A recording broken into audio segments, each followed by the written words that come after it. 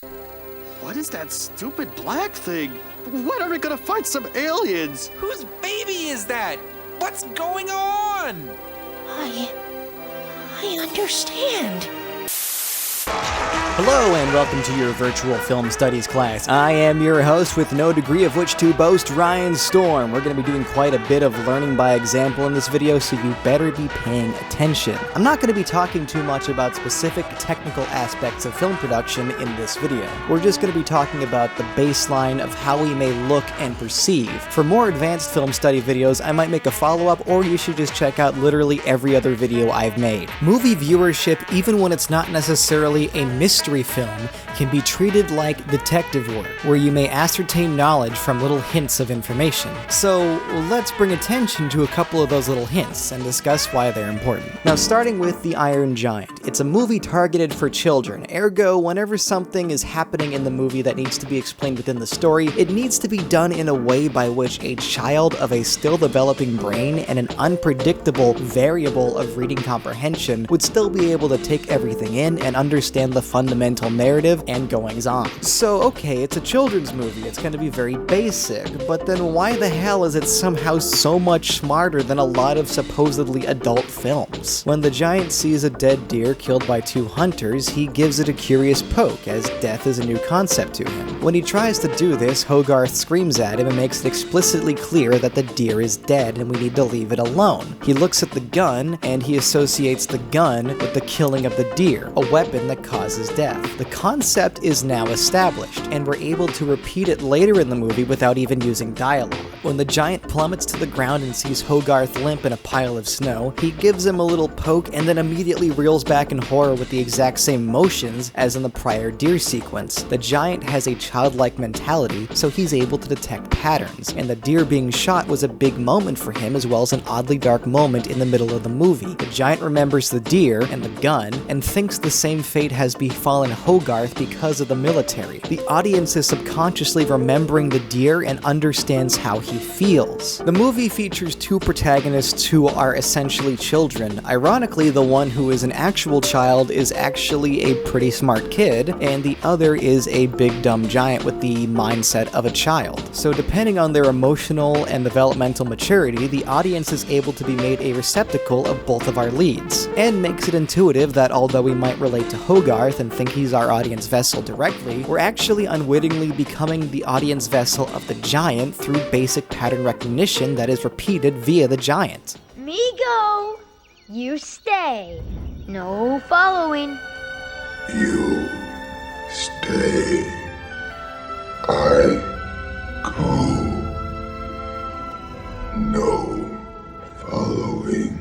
That's most of what film study can actually come down to, is just heightening yourself to be fully aware of the setting and the goings-on, and use your brain to connect the dots and make visual observations. This can be done with or without a more intricate knowledge of compositional psychology, color theory, or general production know-how, as sometimes pattern recognition or visual association with ubiquitous concepts just makes things perfectly clear. Like there's a scene earlier in The Iron Giant where Hogarth faces off with Kent Mansley, works for the government, who's looking to move in on his mom while also prying into Hogarth for a connection to the giant that ate his car. The competition here in this scene is to see who falls asleep first. Hogarth equips an old-timey pilot's helmet to show that this is getting serious for him, which is funny and a little cute, but this scene actually has several layers to it if we're paying attention in a more active way than the movie might expect. However, if we are paying attention, the solution to this question becomes very obvious very quickly. So Hogarth wears this helmet again earlier in the movie, and he also has a bomber jacket earlier in the movie that looks way too big for him, likely given to him by an adult. So now look at Hogarth, and look at this pan shot, and tell me, who is this man in the picture? And now tell me, Kent Mansley works for the government, what is he trying to do? And also tell me, what kind of media is Hogarth into? What kind of aesthetics does he think is cool? Why would his mom be so welcoming of a government agent outside of basic 1950s military trust? And hey, wait a second, single mom! Single moms, single moms. Bro, the guy in the picture is his dead dad. This movie takes place post-World War II in the 1950s in a very small town in Maine during a very paranoid American era, so we can quickly put together the pieces that his father probably fought in the Korean War and likely lost his life in the war. Although nothing directly says that, so that's more of an assumption on my own part, but it is explicitly clear that his father was a pilot and is dead. Hogarth kept several items around to remember him by and still finds admiration and intrigue in military stuff. But when this lanky little Cheeto-chinned asshat comes in and tries to move in on his mom, Hogarth is pretty much saying to him, by putting on this helmet and looking at the portrait, "You will never be my dad, and I am ready for a fight." Pretty clever, But how am I able to figure this out? And how come for so many people a simple moment in a movie that is made for children might have totally just slipped right by? Well, you can't exactly be blamed for it, as in this particular instance, it's a very blink and you miss it kind of sequence. It's very quick, and it doesn't try to be gratuitous or in your face about it. And there actually is a deleted scene where they did talk about his dad. Oh, no,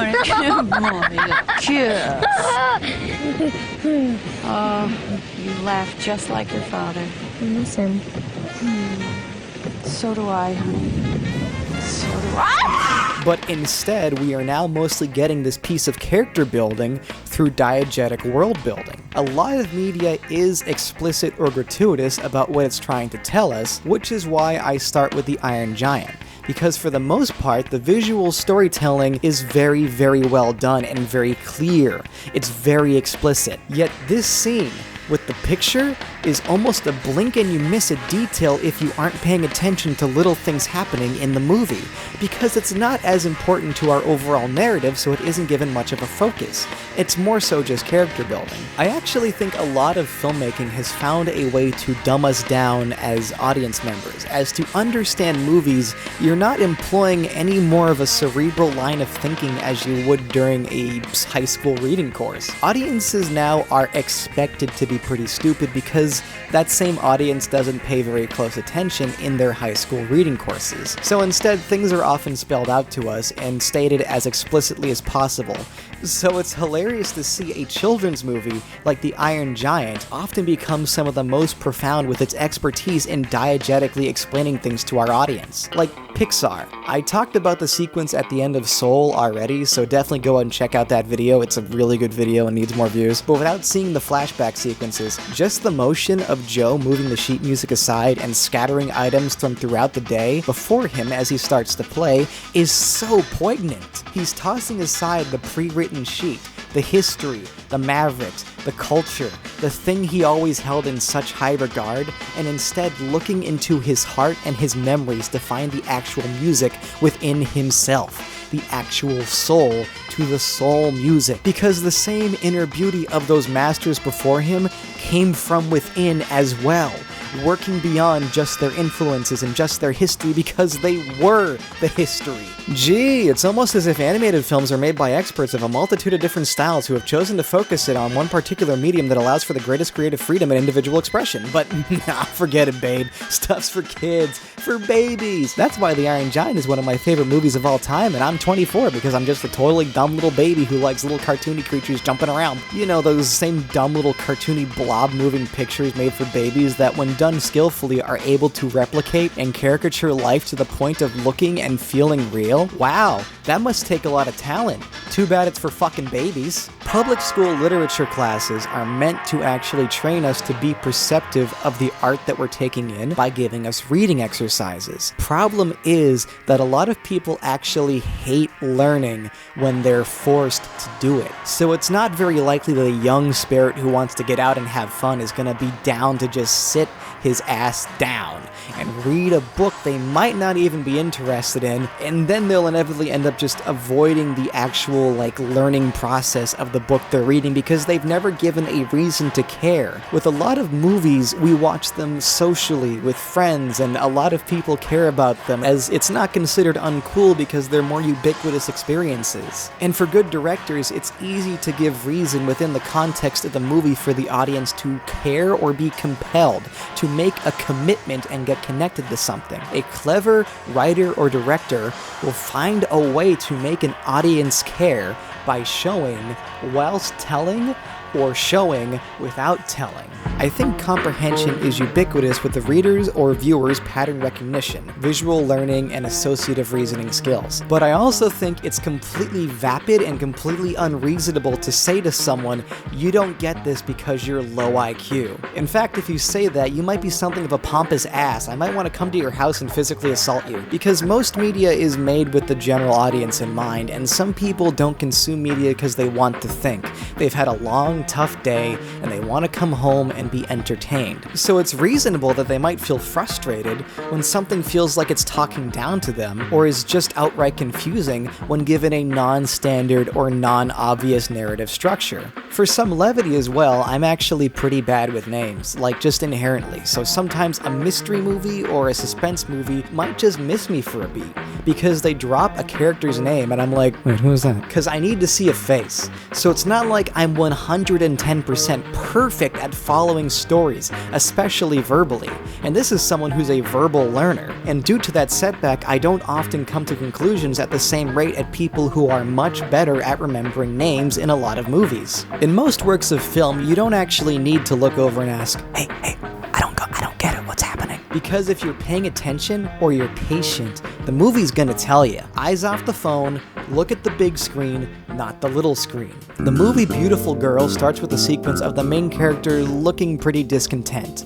and ditching his job as a bar pianist in New York to retreat to his hometown in the White Mountains of New Hampshire. And we can infer that just from watching the opening credits and taking in the character performances and the linear structure of the shots to tell the story. From smoking in a bar in front of a piano with an impatient look on his face, smoking also being a symbol of stress, showing a wet city with glassy buildings, a bus station transporting us to a snowy suburb with New England architecture and Boston Globe news boxes, and if we somehow miss that little piece of just linear structural visual storytelling, then the characters will discuss how they feel later in the movie, and this serves to reward the people who are paying attention who are wondering, why is he so discontent? Why did he leave? And also explain the detail to the people who spend the opening credits looking at their phone or finishing a snack that they got before the movie. In Good Will Hunting, at a later point in the movie, there's an extended sequence of him sitting alone on the Red Line train after work, on a set track between Cambridge and, I mean, it's supposed to be Southie, but from the footage we see here, it's clearly like he's going to Dorchester. And at one point he's heading towards Quincy, and the Red Line train doesn't even like go outside when it's next to South Boston, like the neighborhood. But anyway, the point is that the train and the isolation are a metaphor, and there's something going on here beyond the fact that Matt Damon's friggin' hot and drifting off into the thought, oh god, he's so handsome, he thinks about stuff that's just like me. Oh. It's that he's stuck on a track. A train only goes one of two ways, north and south, east and west, Cambridge and Southie. He is literally alone and trapping himself on a linear pathway because it feels safe to him, because he's unwilling to break beyond this track. This is why when his friends give him a car, it's a message of freedom. The car, as old and shitty and beat up as it is his ability to actually break free of the linear pathway on a linear path train. It's his chance to no longer be alone, like he feels at that point in the film, which is visually represented by him sitting alone at the train. Which is why I actually love the little joke that his friends make when they give him the car. Logan wanted to get you a T-Pass. That's realistic. They're joking with him. They want him to leave. Specifically, Ben Affleck's character wants him to leave. They want him to chase his girl and get out of his comfort zone, out of his box. And that is what Robin Williams' character has basically been trying to tell him the entire movie as a therapist. These guys are good people and good friends because they don't want to see him hold himself back. Wait a second, how am I supposed to get that? You might ask. How did you even notice that? You might say. Well, half of it is a personal willingness to think, and half of it is that I've actually trained my brain to not be so secondhand with a lot of visual messages. And also because I've seen these movies more than once, so I'm able to actually notice more on my repeated viewings than I would on my first watch. It's mostly an analysis of the setting in purely a visual sense. Where are they? What are they doing? What are they holding? Who are they? And why? Why? These are all questions you should perpetually ask while voluntarily participating as an audience member if you would really like to find meaning. In fact, with most of these things, you might not have explicitly noticed everything and put the pieces together like cognitively, but your brain would have picked up on the details. You just might flub some details or not articulate it perfectly when forced to explain it. You get the idea, but not the small details. Again, I suck with names, but I'm good with faces, and a well-directed movie will eventually cover every frontier. If you actually want to make like an activity or an exercise out of this, maybe take out like a pen and paper and rewatch one of your favorite movies that you think might be saying something more profound, but you just might not have gotten it. And write down the things that you consider important as you watch, looking for small metaphorical tells, small visual cues. This will help you regardless, as the act of just writing something down for 90% of people embeds things within your head. It's why movie critics take notes, and why schools make you take notes in textbooks or during lectures. When you actually start writing things down, you start emphasizing them in your head, and they become of greater importance. And you start noting the details in a methodology of film study as simple as you may make it out to be, and the details will start to pop out at you more and more. It's not like a lot of movies make this easy though, like take THX 1138, the first movie by Star Wars director George Lucas. No one had any idea what the hell was going on in that picture when it came out, and it suffered because of it. The narrative is surprisingly abstract and too cerebral for most people who aren't focusing on the finer details. And looking back, understanding the culture at the time and knowing the theme, what's going on could not be more obvious. The movie is about consumerism and consumerist culture. Our setting is a mall-esque hive mind of consumers functioning like an ant colony that builds, purchases, and recycles in a perpetual cycle, creating their own economy of useless items. Disposing of it because their urge to buy the colorful product and waste their money is inherent, and once in possession of it, they realize immediately how useless it is. It's just that these malls and these products are the only colorful thing in their vapid, color-devoid world, so it's attractive. They build their own police force and government to oppress themselves. Despite the robot police being comedically broken, inefficient, and non-threatening, if you don't let the symbol of the scary robot face in black threaten you. That's not even poorly explained, but I think the movie is lacking a visible and obvious antagonistic force, which would make it easier for people to pin this down. People start filling in the gaps themselves instead of trying to look at and simplify the big picture. Oh, so these robot police are the enemy? So is a computer controlling them? Are the robots controlling them? Oh, they seek a big picture of Jesus for refuge in vapid but somehow meaningful advice. So is religion the enemy? Or are they being lied to by religion? Is this a religious empire? Is that lizard thing controlling them? Is that an alien? No, this is a man versus society movie. The enemy is the entire society they exist within, which has allowed itself to become an exaggeration of the consumerist cycle. They let the concept of capitalism control them and voluntarily drug themselves to be numb to the world and to most human emotion. Nothing is actually forcing them to stop. Nothing is actually going to be a legitimate threat in them trying to escape. The only enemy here is the people themselves and their own drug-induced state of fear. They all watch slack-jawed and confused as one man actually bothers to break against this, rebel, escape because they can't fathom the idea. They're too drugged up to think because they let themselves be too drugged up to think. And when you spell it out, it's like, gee, I wonder what it's trying to say about the 70s. These people in white and yellow, these sheep, are the audience. And Robert Duvall, THX, is the self-projection of an author. But because most narrative structures outside of man versus man are kind of abstract to most people, George learned from that, and when making Star Wars, he endeavored to make it a much less cerebral work and a much more clear work, with a clear antagonistic symbol in a character who could be a villain, more blunt in its historically oppressive symbolism instead of being exaggerations of what we as a society consider normal. It's why most movies about man versus society kinda set up a villain within that society, and in some cases actually star a villain in that society. I made a video about that too, you should totally go check it out. So on the other hand, I don't think Robocop could be any less explicit with its message on how big business is hurting our country. Big business bought the city of Detroit, which is pretty much in IRL a bankrupt city. It's like having the bank bail you out while remaining in debt to the bank. The main cop, Murphy, goes from being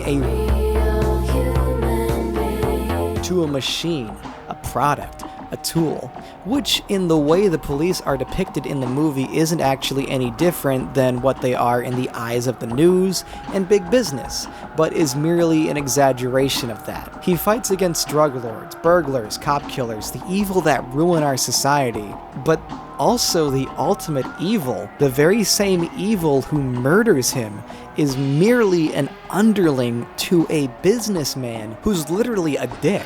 I work for Dick Jones! Dick Jones! It's easy to dismiss Robocop as an ultra-violent, juvenile film because of this, but the ultra-violence is part of the message. Opening the movie with newscasters casually talking with big, white-toothed smiles about The threat of nuclear confrontation in South Africa escalated today when the ruling white military government of that besieged city-state unveiled a French-made neutron bomb and affirmed its willingness to use the 3-megaton device as the city's last line of defense. Undercut with a commercial for a board game about nuclear warfare! Undercut with a commercial about plastic surgery and organ replacements to extend your life. The movie within the first 10 minutes is explicitly telling us that we are desensitized to the concept of violence. So then this very cheerily, censored and, made for the general public to consume what is on the, underling very, horrible and scary news, it immediately then depicts the stressful, brutal work life of a cop in a city that is infested with crime and out of control. And some of the cops want to do the right thing. Some of them just want better pay. And everyone in this movie wants to strive through a system powered by money to earn and work towards a better life, while at the same time escaping to the reality of TV to project themselves onto what is a better life. Sometimes with anime, it's painful and obvious in what they're trying to say. Adapting a manga which is half text, half visuals, characters end up going into a lot of long monologues about how they really need to dodge this kick or else it's gonna wicked hurt, dude. Better not get a boot in the mouth, crouches slightly.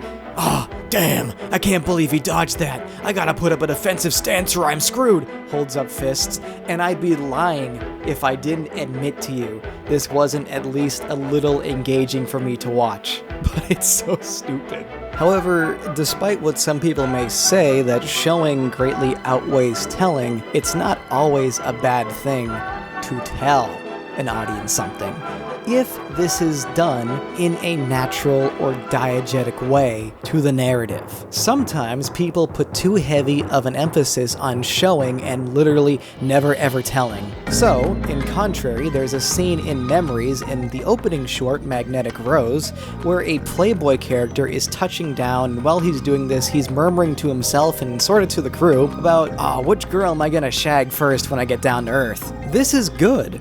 It's funny, and actually serves to build character through conversational dialogue.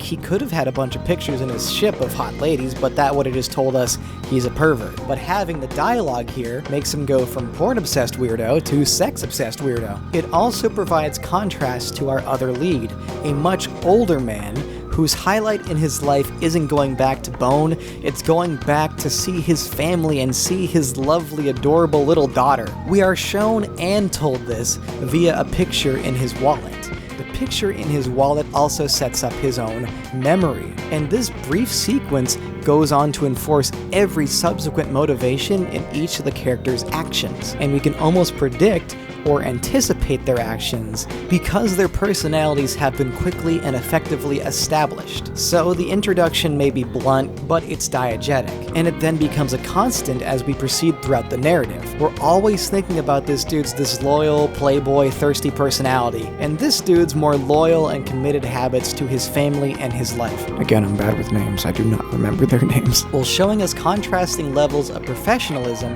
and mental control through their ages and experience. And that aspect of it actually also comes with their character designs. It's smart. It's like Tarantino. His strongest suit is character direction and dialogue with ultraviolence. Characters say shit that's fun and interesting to listen to, and through just talking about day-to-day life or current events, tells us a lot about the world and its people. It happens in Akira a ton as well. A lot of that opening sequence is characters talking about things they know, but we might not. It does its best to make us curious, like Yamada being totally straight edge, so he talks shit to a bartender who's also sick of all the young punks hanging out in his place. Legit, those aspects are most of the reason I compare Otomo to Tarantino in my End of Eva video. Strong dialogue, extreme violence, fun and interesting characters, gritty worlds, you know the rest. But then, on the opposite extreme, some of the most cerebral works I've ever seen are in anime. End of Evangelion, Angel's Egg, Serial Experiments Lane, Fully Cooley, and even the third act of Akira, though therein lies the fun. We're not supposed to completely understand everything about these 110% our first time through. We're supposed to understand the message and potentially be inspired by them, but these are fundamentally created to be combed over on multiple viewings to glean more information with each watch. We're supposed to partake in a community and study and work to find answers as a group, as we layer so many mysteries and characters and subtle details. Like, legit, in my opinion, anyone who claims to watch these movies and say to you that they understood everything is not only a smug, narcissistic liar, but also a total killjoy. And that's why public school reading curriculums, again, are kinda assy. Like, I had some great teachers, and I had some really bad teachers. The ones who want you to perceive only one thing from a work, and completely discount the concept of how a person may relate to or understand a character, is inherently telling in how that person will perceive the character. The good teachers encourage greater thinking, abstract thinking, and try to help formulate a love of art and reading in a group of potentially bored and uninspired students by encouraging them to participate in a way that would make them find it interesting. Not saying, you don't get it, it's actually this. Not telling them no, telling them interesting, but this is what the author meant. Or interesting, the author didn't actually explain this, so you might be right. Like, some of the best teachers I had incorporated a bit of showmanship into their lectures. I had a history teacher who had a background in drama and theatrical arts, so he would often stray from the textbook just to tell us interesting stories in relation to the unit we were studying. People often find guidance in a movie or media because they can't find it anywhere else. They might lack a supportive figure in their life, or they might lack motivation, so they turn to media to find the things that are absent in their life. That's why Fight Club shouldn't be dismissed as simply being anti-toxic masculinity, because it is. But the message isn't that simple. The stagnation, blandification, and emasculation of society is what created the beast. He strays down a destructive path of anarchy that ultimately becomes fantasy fulfillment depicted as a fascist regime to resist the blandification of mainstream culture, based upon a strong idea, an idea a lot of men could connect with. Living in a bland, cookie-cutter condominium, repeatedly doing the exact same thing and dwelling human life down to merely a statistic, it can drive you insane. It can make you want to break the mold and just hit something.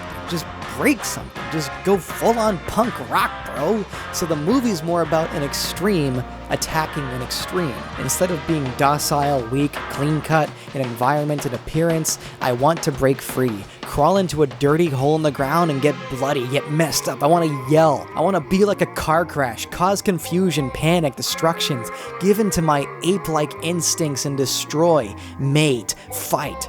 Punctuated by always having a Starbucks cup, a bland, not that good, but advertised as high class and fancy chain restaurants, omnipresent in the movie. And much like THX, because at no point does anybody outright state this, that aspect often goes unnoticed because of how normal these bland corporate things might actually feel in the real world. We don't even question the prominence of Starbucks because, especially if you live in the Northwest, you can see a Starbucks down the street from a Starbucks, across the street from a Starbucks, next to a mall that has a Starbucks in it. It's just normal. And this critique of what we consider to be normalcy gets overshadowed by the brutality and insanity that is the Fight Club, the ultimate enemy.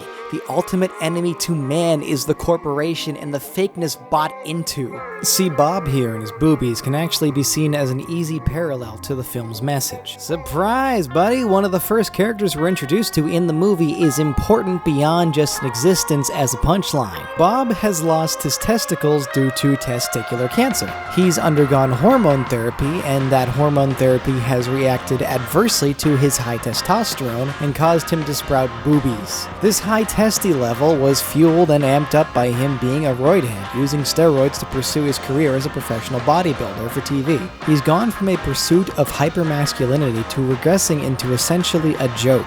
He's bankrupt, his wife left him, his kids won't return his calls, and it's either because they're ashamed of him, or potentially his bouts with steroids caused him to slip into fits of roid rage. So it could be fear, embarrassment, disappointment, or all the above. We're still men. Yes, we're men. Men is what we are. When Bob discovers Fight Club, like the other men, it's an excuse to reject the bland society that has hated him and emasculated him to become feminized, and finally get a chance to revert back to his status as a stereotypical manly man. He serves as a concise caricature of the film's message, a struggle to break away from imposed femininity that results in a destructive form of masculinity. And when he's, later in the movie, it becomes a warning to our narrator beyond just the basic warning shot. It's that Bob, at his core, is a reflection of the narrator's life, dealings with duality, and personal struggles. A healthy and controlled side of him that can be seen as feminized or weak, as opposed to a unhinged and uncontrollable extreme side of himself. But that's just how I see it. Slide. Given to juvenile instincts, you may be trapped within stark white walls, but let yourself loose and be free. Slide. Slide. 2001: A Space Odyssey is hotly contested in terms of specific meaning, but the broad meaning is that humanity will build tool upon tool to seek knowledge that will ultimately hurt itself and others for the sake of gaining power and strength and control. It's that our greatest strength, our ability to think creatively, use tools, and strive for knowledge will become our greatest adversary when compared to the absolute perfection that we can create. Because compared to our own programmed peak of progress, we're nothing more than an evolved ape doing the best we can. This is another movie where, that's the message, but the specific symbols of the baby, of the monolith, of the mind warp sequence, it dwells more into an abstract idea, and therefore everyone who sees it is going to have a slightly different idea as to what it means, how they see it, how they perceive it, and they're going to have a different idea as to what the most important idea of the movie might be. Like there's a little ding in everybody's head when they see a monkey bash another one's head in with a bone. A learned tool, and he throws it up into the sky as it twirls and then into a spaceship of similar color and shape that has grown beyond the clouds and reaches up to the stars. Whole video essays can be written on that one shot and cut in how many little things it's saying all at once with just one action and one really good edit. But we all saw that, and we all realized one key thing. It's evolution, baby. So to cap this off with a review, within this entire video we've perpetually been asking ourselves one of three questions, followed up with a constant. Who, what, and where, followed by a why. This is genuinely all you have to do in order to start. Who is Bob? Why is he in this movie? What did this monkey throw? And why did they match cut to a spaceship? Where are Bob and the narrator standing in front of? And why does it immediately follow that shot up with the Fight Club? Where is Matt Damon? And why is he alone? What's the purpose of having Tim Hutton smoke in front of a piano? And why do we see this? Who is this man? Why does Hogarth have a picture of him? What is Hogarth wearing? Why does he have this? The things I've discussed in this video are entirely my own thoughts, but it's not like no one's ever even considered them before. Just because there might not be a YouTube video out there doesn't mean there won't be another article or a book also discussing these same things before I've even said them.